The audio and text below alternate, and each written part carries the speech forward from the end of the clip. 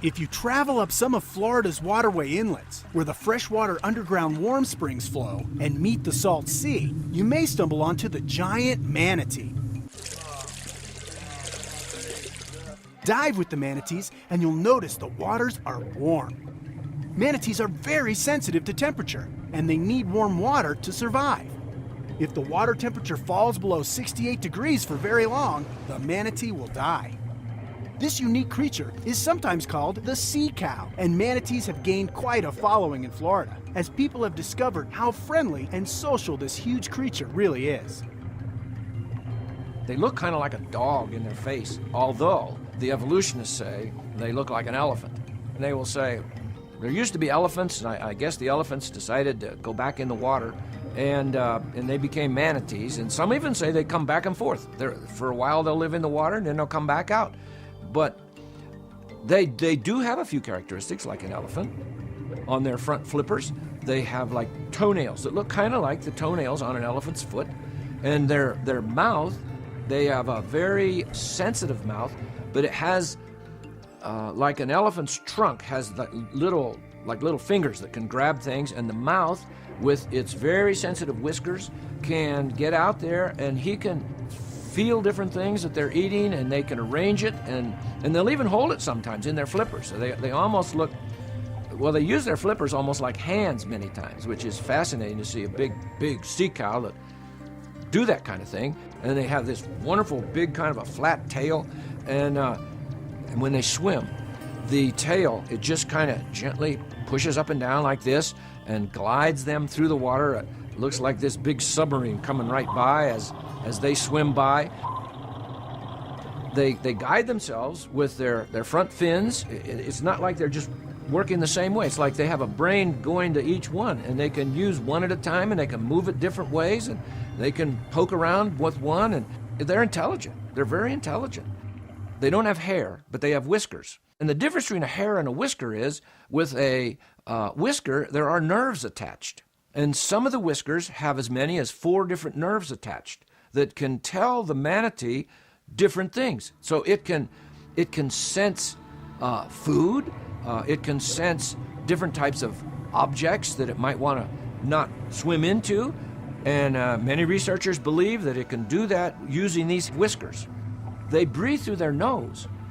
Most of the mammals that are underwater type, sea type creatures have the blowhole, like the porpoise and the whale, but the manatee, it breathes through its nose. And they can hold their breath a long time, and they can exhale almost everything in their lungs. It's like up to 90%, just all at one time. They'll come up and they'll blow out their air. It's like, whoosh, and out it goes. Sometimes they'll sleep on their back too. They'll drop down to the bottom and they'll sleep, and their heart rate can drop back to almost nothing when they're sleeping. And some researchers will tell us that it's one beat every 15 minutes, that's amazing. But even during their sleeping times, their breathing is much longer in between times when they have to breathe. So it's like their whole system just slows down. Well, how would that happen? By accident. And that's what they really need to do if they're going to sleep. Otherwise, they'd have to be coming up to breathe every 2 minutes or every 3 minutes. They have the best immune system, probably, of all the different types of mammals. These wonderful creatures are constantly being damaged and even killed by motorboats and the propellers just whacking them all up. And they have discovered that some of these, they heal up, even though they should be dead. You can see on their backs where propellers have just ripped them up, and some of their tails are kind of shredded. So the scientists have studied their blood. And some of the scientists say they have up to 90% white blood cells. And those are the ones that fight the disease. And so there maybe are some things here that we could learn from the manatee that would be helpful to us, with especially now with all these immune deficiency type diseases that mankind is encountering. Maybe some young person could get his PhD in manatee blood and figure out what's going on here and help and be a tremendous help to mankind and improving our immune systems. And so it has these amazing abilities. Evolutionists teach that elephants went into the sea and became the manatee. If manatees are some sort of an elephant that went into the water, as the evolutionists teach, then there's big questions that come up. Why aren't there some intermediate forms here between an elephant and a manatee? Why do we still have elephants if some elephants decided to go back into the ocean?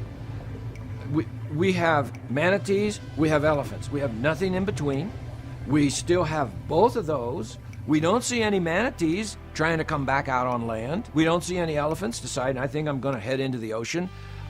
I don't know how we can think like that, other than that God just made a manatee, and God used that particular form of an animal, a discrete entity, like an elephant is a discrete entity, and we talked about those in Volume 2 of Incredible Creatures. They are discrete. They have specific things that are very, very peculiar to them.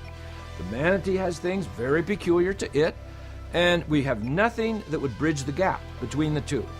And so it seems to me that that looks more like two particularly fascinating created entities here, even though they appear to have some relationship with their appearances. Let's have some proof. Let's have some evidence. I used to accept things just by faith that I was taught, and now I just look for the evidence. All right, let's find some evidence here. And there isn't any right there, because we've looked pretty carefully at that.